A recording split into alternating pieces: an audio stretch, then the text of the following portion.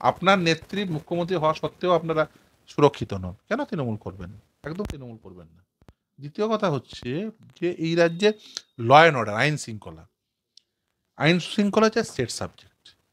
এই রাজ্যে দুষ্কৃতীরা কেন বাহবা পাচ্ছেন তার কতগুলো দৃষ্টান্ত দিই, তাহলে পরিষ্কার হয়ে যাবে। এক, রাজ্যের মুখ্যমন্ত্রী তিনি থানা থেকে দুষ্কৃতী ছাড়িয়ে এনে বলেন আমি গুন্ডা কন্ট্রোল করি।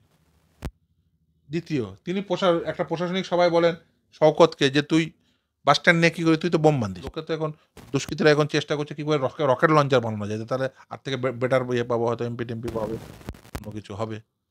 ফলে এই যে দুষ্কৃতীরা বাহবা পাচ্ছে মমতা বন্দ্যোপাধ্যায়ের জন্য, এবং মমতা বন্দ্যোপাধ্যায় ভাবুন তো, রাজ্যের একটা হাসপাতাল, তার অভ্যন্তরে একজন কর্মরত চিকিৎসক সিভিক ভলেন্টিয়ারের দ্বারা রেপ হয়ে খুন হয়ে গেল। ফলে রাজ্যের ল অ্যান্ড অর্ডার সিচুয়েশনটি এরকম, এবং এই law and order situation control করার মতো কোনো প্রকার পদক্ষেপ, সদর্থক পদক্ষেপ না প্রশাসনিকভাবে রয়েছে না রাজনৈতিকভাবে রয়েছে। রাজনৈতিকভাবে বার্তা দেওয়া হচ্ছে যে এটা বিরোধীদের চক্রান্ত, আর প্রশাসনিকভাবে কোনো ব্যবস্থা নেওয়া হচ্ছে না। প্রশাসনিকভাবে রেজার দুষ্কৃতীদের সহায়ক হয়। কখনো দেখেন টালা থানার ওসি কি করছে, তার কাজ কি ছিল সঠিক তদন্ত করা, কি করছে তথ্য প্রমাণ লোপাট, সেই জন্য সে সিবিআই হাতে গ্রেপ্তার।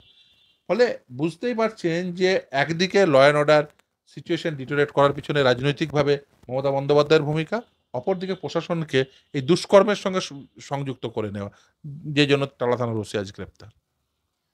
এই ওসি গ্রেপ্তার থেকে মানে এখন যে সঞ্জয় রায় যে এই শিয়ালদা কোর্ট থেকে বেরিয়ে বলছে, একবার বলছে যে আমাকে ডিপার্টমেন্ট চুপ করিয়ে রেখেছে, আমাকে সরকার ফাঁসাচ্ছে, একবার বলছে বিনীত গোয়েল আমাকে ফাঁসাচ্ছে। এই যে প্রতিদিন তাকে শিয়ালদা কোর্ট থেকে বের করা হচ্ছে এবং একে একটা তিনি বিস্ফোরণ ঘটাচ্ছেন, কি বলবেন এরপর কোথায় গিয়ে অভয়া মামলার শুনানি কোন দিকে এগোচ্ছে? আপনি একজন আইনজীবী হয়ে কি বলবেন? দেখুন, এই যে অভয়ার মামলায় কলকাতা হাইকোর্ট সিবিআইয়ের হাতে তদন্তের নির্দেশ একদম প্রথম দিন খুব, আমার জানা নেই যে প্রথম দিনই একটি মামলা হলো, সেদিনই সিবিআই কলকাতা পুলিশ তদন্ত করছে, সিবিআইয়ের হাতে হস্তান্তর করে দিল, এবং কেস ডায়েরিটিও কোর্ট রুমের বাইরে নিয়ে যেতে দেয়নি।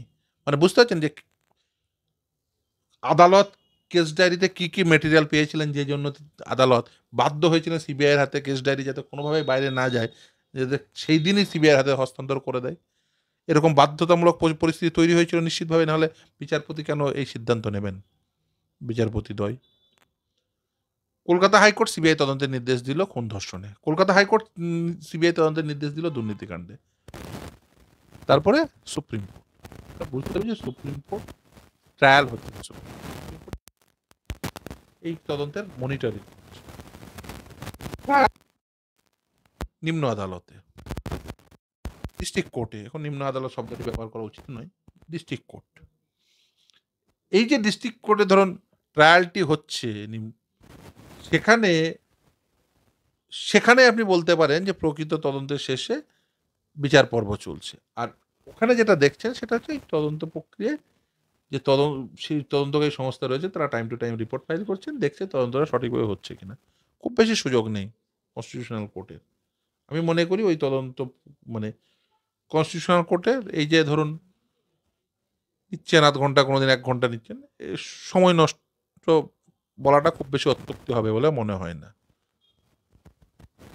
এবং যে কোনো লজিক্যাল মানুষ, যেমন দেখুন সুপ্রিম কোর্টের সামনে অনেক গুরুত্বপূর্ণ মামলা পেন্ডিং, এসএসসির মামলা পেন্ডিং, ওবিসির মামলা পেন্ডিং, ডিএ মামলা পেন্ডিং, আমারই অনেক মামলা পেন্ডিং। ঈশিতা সোরেন, যেখানে দুজন বিচারপতির মানে ডিভিশন বেঞ্চের সঙ্গে সিঙ্গেল বেঞ্চের, সেই মামলা দীর্ঘদিন ধরে, সে মামলাও সুমোটো নিয়েছিল, দীর্ঘদিন ধরে শুনানি হয় না। তার বাবা আমাকে প্রায়শই ফোন করেন যে কবে মামলাটি উঠবে, সর্বশেষ দেখলাম টেন্টেটিভ ডেট আছে, কিন্তু জানি না আসবে কিনা। মানে এই যে, মানে একদিকে গুরুত্বপূর্ণ মামলা শুনানি হচ্ছে না, অপরদিকে রিপোর্ট ফাইলিং এর জন্য মামলা নেওয়া, আমি খুব একটা যুক্তি খুঁজে পাচ্ছি না। আমার ব্যক্তিগতভাবে যুক্তি খুঁজতে বেশ অসুবিধাই হচ্ছে। কলকাতা হাইকোর্ট তো সিবিআই তদন্তের নির্দেশ দিয়েছিল, কলকাতা হাইকোর্টে মনিটর করতে পারতো। Kolkata high court is also constitutional court, নিশ্চিতভাবে অ্যাপেক্স কোর্ট। সব মামলা যদি অ্যাপেক্স কোর্টে হতো তাহলে অন্য কোর্টের গুরুত্ব কি থাকতো? যদি সব মামলাই যদি সুপ্রিম কোর্টেই হতো তাহলে অন্য, প্রথম কথা এটা হওয়াটাও খুব একটা বাঞ্ছনীয় নয়। তখন রাজ্যে একটা ঘটনা ঘটবে আর সেই মামলাটাকে সুপ্রিম কোর্ট কিন্তু সেটা খুব একটা বাঞ্ছনীয় ঘটনা বলে আমার কাছে মনে হয়। ফিরহাদ হাকিমের ক্ষেত্রে রেখা পাত্রকে তিনি কোট অ্যান্ড মাল বলেছেন। এই যে দল তিনি করেন সেই দলের একদম স্লোগান হচ্ছে মা মাটি মানুষ। তাদের কাছে মা সবার প্রথমে। সেই মা এখন মাল হয়ে গেছে। দেখুন, এটা রাজনৈতিকভাবে মানে কতটা বেশি দৈন্য হলে এই ধরনের শব্দ ব্যবহৃত হয়, এটা রাজনৈতিক দৈন্যতা ছাড়া আর কিছু নয়। আমি মনে করি যে এই ধরনের এই যে টাকা নিতে দেখেছেন, বেশি কিছু আমি আশাও করি না। এগুলো হচ্ছে, দেখুন, তৃণমূল কংগ্রেসের এটাই সংস্কৃতি। তৃণমূল কংগ্রেসের রত্ন এরাই, অনুব্রত, ববি হাকিম, এরা এই শব্দবন্ধ ব্যবহার করলে তবেই তৃণমূল কংগ্রেসে টিকে থাকবে। আপনাকে তৃণমূল কংগ্রেসের ফরম্যাটটি বুঝতে হবে। তৃণমূল কংগ্রেসের নেতৃত্বে তারাই থাকবেন যারা দুষ্কৃতী বা দুর্নীতিগ্রস্ত মানুষ।